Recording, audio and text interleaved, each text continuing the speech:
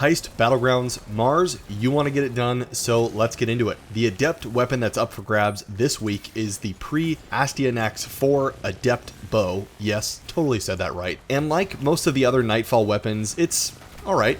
The role that I'm probably going to go for is Archer's Tempo and Incandescent. I probably will actually try to go for this role since I don't really have a good legendary solar bow right now. But yeah, first let's get into the team composition.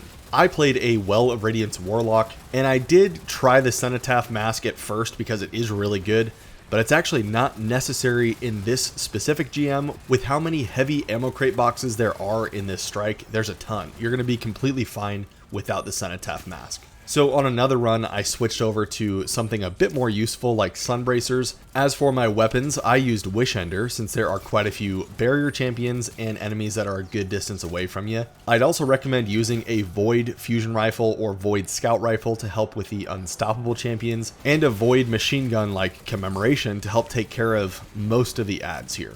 We will also get a nice 25% boost to LMGs since they are the overcharged weapon this week. So more void damage and more LMG damage really does work well for you. The second Guardian in our fire team was another Solar Warlock. I do think it's very helpful to have two Well of Radiance here to help with the crazy amount of enemies that you'll be fighting in this strike. This player used Phoenix Protocol to have a Well of Radiance available almost on command. Basically, as long as enemies were around, it was really easy to get another well up for this player. This player used pretty much the same weapon loadout as me, so we can move on to Guardian number 3, which was the Void Hunter.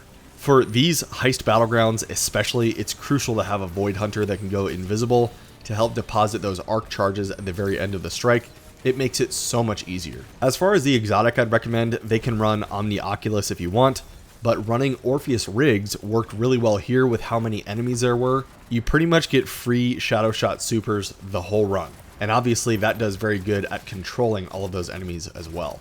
This player used the Riptide Fusion Rifle to help deal with Unstoppables up close, and he had another layer of Unstoppable as well with the Doom of Chelchis Void Scout Rifle to help deal with them from far away. The heavy he used was Leviathan's Breath to do a ton of damage to Kelgorath. But if you're more comfortable with using the same loadouts that the first two Guardians had, feel free to do that. That is a very strong loadout to have. You don't have to have the exact same weapons that we had here. These just worked really well for us.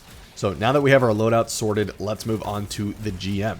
This first area can be made so much easier with some new strategies that we found out about. Immediately upon loading in, you'll see that all of us are completely avoiding all of the thrall, all of the enemies. We want to make sure that we don't even fire a single shot at anything right now. This is going to prevent the taken enemies from spawning in on Zone C, which is arguably the toughest section of this whole opening area. What we'll do instead is run all the way to this zone, clear all that hive matter off of Zone C, and then move to this sand dune section and shoot out Zone B, and then you just wait. And I'm going to stress again how important it is to not shoot any enemy yet. We want Zone C to completely finish charging first, and once Zone C is done charging, then you'll be safe to shoot some of the thrall that will definitely be preventing Zone B from charging up. Still hang back in this area though, it's pretty safe. And about once Zone C is done, this giant knight will spawn in to where you can nuke him with Wishender. And keep in mind, you can shoot through that barrier that he tries to put up with Wishender. It's great, or with any anti-barrier. But make sure to keep a lookout for the barrier and unstoppable champions that will spawn in kind of where Zone C is. You need to take them out quickly. They can overwhelm you if you don't deal with them. Seriously, unstoppable ogres are no joke. After that, you pretty much just keep clearing the thrall off of B from this safe area to keep it charging up. And once all of that is done, you are safe to move over to Zone A. You'll want to clear out everything here first before spawning in the Acolyte that will try to start that battle song and spawn in the Shrieker. We definitely don't want that to happen. So hang back as much as you need to. You can clear out all these enemies from a safe distance. Once there are really no more enemies in Zone A, move over to where that Acolyte spawns in and nuke it as a team. It doesn't have that much health, so you should be able to take it out pretty easy. At this point, you can hang out right here and spam your Wells of Radiance. You will have a lot of lower tier enemies and a couple of unstoppable champions here too, but you should be fine, as your Phoenix Protocol Warlock should almost instantly be getting their Well of Radiance back for this whole section. And just in case that Phoenix Protocol Warlock does not have their Well of Radiance up, that's why we have that first Warlock to step in and provide their Well of Radiance just as a backup in case. We want that well up all the time. The main thing with this area is to take out the unstoppable champions first, and don't forget about the knights that will try to run in behind you. They'll try and destroy the well. We don't want that to happen either. But that is about it here. Let's move on to the defend the console area. For here, you will want to obviously clear out this area and then have someone initiate the encounter. I always like to pop a Well of Radiance up here and just stay here the whole time. It is relatively safe here. In my opinion, it is the safest spot in this area. You just need to make sure you are always watching your right side every 15 seconds or so.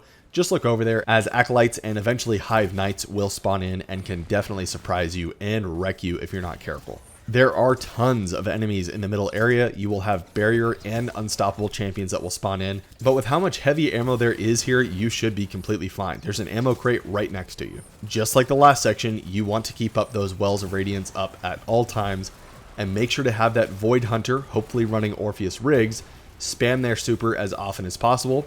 This will really help keep enemies clustered up, unable to attack you, and obviously very easy to kill. This section is not really difficult as long as you can keep your head on a swivel and keep everything controlled. Machine guns really do wonders here. Next, we've got the platforming section. Make sure to jump over the lasers, don't die by those, and then follow the path to this middle section. And you can actually do this quick skip here if you want to avoid that last laser section by taking this route. Very easy and safe, anyone can do this. This next room where you're kind of ascending up the stairs can be kind of a pain, but with all the Wells of Radiance, you should be fine. Just use them as you need them. There's no reason to hold them for anything because you get them back so quickly. Just clear out this area and then proceed to that final room before Kelgorath where you've got to go get those lasers. All you have to do here is have one player go to the right side, just like Weeb is doing right here. Pick up one of those lasers, and another player can head up to this top area to grab their second laser. And you only need 2 lasers here. There's no need for that third one all the way over on the left side. You want to make sure that whoever is holding the lasers is kind of tapping the laser to make sure that they don't waste any ammo. The ads are very light here, but that third player should still monitor that tunnel as they run through. Your machine gun should do all the work for you, no problem. But yeah, just tap that laser until each Hive rune is broken and then progress onto Kelgorath. So this is the part of the run that can cause problems. Thankfully, it's not too bad getting to this point. There is going to be a lot going on and a lot to manage, but you've got it. It's okay if you have to retry a couple times. Make sure that everyone has their supers ready to go before starting the fight. That's the main thing.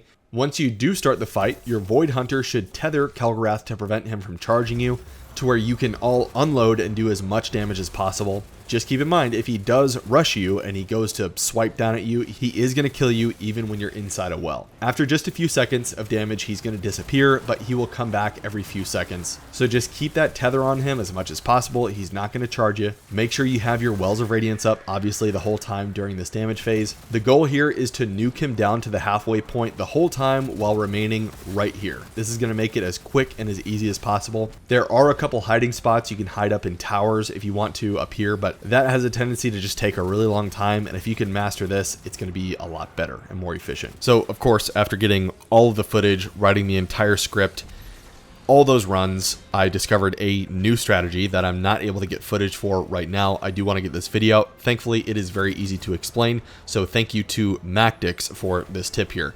What you're going to want to do is right when you get the boss to 50% HP, you pop a Well of Radiance right where Kelgorath spawned in originally. You'll take out some enemies and wait for both the barrier and unstoppable champions to start rushing you. Then your Void Hunter hopefully will have a tether ready to go. They can go ahead and tether, stop everyone. It's not necessary to have the tether, it just helps. But you can easily take out both champions from right here as well as a lot of other enemies. Sorry I didn't get that footage, but it's way better than what we were doing last night. So thank you to MacDix. Alright, back to the video. During this point, it is a good idea to try to hide up in the towers facing away from the middle of the room. This is a pretty good hiding spot, as you'll be able to take out some of those knights, at least help doing so. But if you are kind of hanging up in these tower areas, you can actually still take out those arc knights to get the arc charges that Void Hunter will need while staying pretty safe, as I mentioned. Hopefully you can get a Well of Radiance up. As long as that Void Hunter can stay invisible the whole time while depositing those arc charges, they should be completely safe. No one's going to shoot them. Once all 5 of these charges are deposited, I would definitely now recommend that you find a safe point in these towers to shoot Kelgorath from. As you can see here, he can get bugged and literally not move for the entirety of the second damage phase. I'm not exactly sure what triggers this to happen. but from what I've seen, any runs that I've done where this happens, it's always in the second damage phase. I don't normally encourage too much cheesing, but this Grandmaster is an absolute nightmare with hardly any reasonable strategy if you're not doing this. And if this does not happen to you, if he's not just standing here like a total idiot, don't worry. Kelgorath will always just run around and eventually make his way back to anyone on your fire team, and he'll try and swipe at you, but he's not going to be able to do anything because he can't reach that high. So you are completely safe no matter what while standing up here. Once Kelgorath is dead, you have beaten one of the toughest Grandmasters out there, so nice work. And good luck getting this done this week. Hopefully this got you one step closer to your Conqueror title or guild, maybe your first Adept weapon, but thank you so much for watching. I really do appreciate it, and I will see you all in the Discord or in the next video.